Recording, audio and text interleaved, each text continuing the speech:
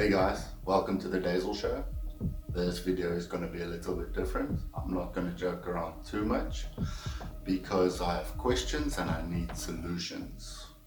We're discussing the tobacco ban, the High Court's decision, your rights, not only as a smoker, not only as a South African, but as a human being. Forgive me, but for the lack of a better word, I feel a little bit at the moment. Let's look at the court's decision, then your rights, and then what can be done. Before we continue, I am going to make a few statements, but I want to disclose that I personally do not know what to believe anymore. True and false, be it mainstream media or social media, information has become a weapon against the people, and we need to discern truth from propaganda. Let's jump in. An article in News 24 reads, "Court rules that lockdown regulations are justified. Dismisses application. Analysis. NDZ just triumphed over tobacco and became all but legally untouchable." Judges Rosine Alley and Elizabeth Bartman presided. In her judgment of 83 pages, Judge Alley said she is satisfied that the regulations are justified. I accept that the measures do not satisfy everyone, and there is a great deal of criticism leveled against them.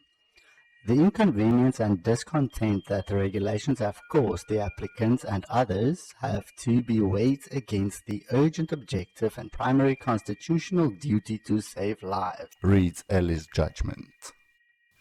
Ellie, how much are they paying you? First of all, the ban does not save lives. In fact, people are sharing cigarettes now more than ever due to the insanely high cost of illicit cigarettes. So that argument is ridiculous, as the spread of C19 has surely increased since the ban. Secondly, and I'll quote from the Citizen first. An article in the Citizen reads, "Continued tobacco ban could lead smokers to contemplate attempting suicide." In a report commissioned by the Fair Trade Independent Tobacco Association, a psychiatrist has come out harshly against the continued ban on cigarettes due to the effect going cold turkey can have on smokers. Opposition to the ban on tobacco sales during the national lockdown is mounting, with a psychiatrist specializing in substance abuse saying it is illogical and harmful and unlikely to have any meaningful effect on the prevalence of smoking. Dr. Michael West of the Akiso Clinic in Milnerton, Cape Town, said in a report commissioned by the Fair Trade Independent Tobacco Association, therefore any health-related benefits and or relief of pressure on the healthcare system is likely to be minimal to none. The report forms part of FETA's urgent application to lift the ban, which we now know failed. The ban and the excessive price of cigarettes has already caused more harm than good. I've seen multiple posts by people who have lost loved ones to suicide due to this ban.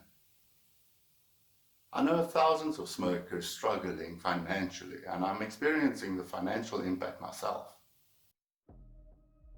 Back to Judge Ellie. It is not for the courts to prescribe to the government how it should exercise its mandate in those circumstances. Look, I'm no politician, and my interest in the law does not exist. But as I understand it, we have a government because they are representatives of the people, right?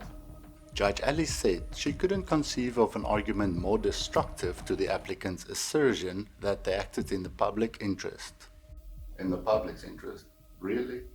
I've put a link in the description to change.org where there are multiple petitions by the public. This one in particular with 650,000 signatures. Will we be heard? I am not persuaded that the applicants are entitled to any of the relief they seek, Ali said. Bartman agreed with Ali's judgment. What rights do we have as the people, the public, when the government seems to be above the law, Ali? I honestly do not believe that we voted for this. I feel like the people have no say. This is a puppet show and we as the people aren't pulling the strings. You have no rights. Another News 24 article reads, Deputy President David Mabuza has defended under the Fire Cooperative Governance and Traditional Affairs Minister Nkosazana Dlamini-Zuma, saying that amid a slew of criticism, she is simply doing her job and making a lot of money for the Zuma family. Mabuza also made it clear that President Cyril Ramaphosa is in charge and not Dlamini-Zuma. What can our beloved president be in on the corruption? I can tell you this, whoever is in charge, it is not the public and it's not the people. I've been following the recent protests in the US, and I won't comment or give my view on their fight. But I wonder, would protests here in South Africa make any difference? I certainly do not agree with the destruction of other people's property or businesses. So to those idiots on the N2 throwing rocks at other people's cars, please stop. Turn your frustration to the people causing the actual problems. So, what can be done? I have no idea. I know it's up to the people to start making the changes, but how should we proceed? Please let me know. With 11 million smokers in this country, there must be something that we can do. Please subscribe to my channel, comment, share, like, and join us for the next one.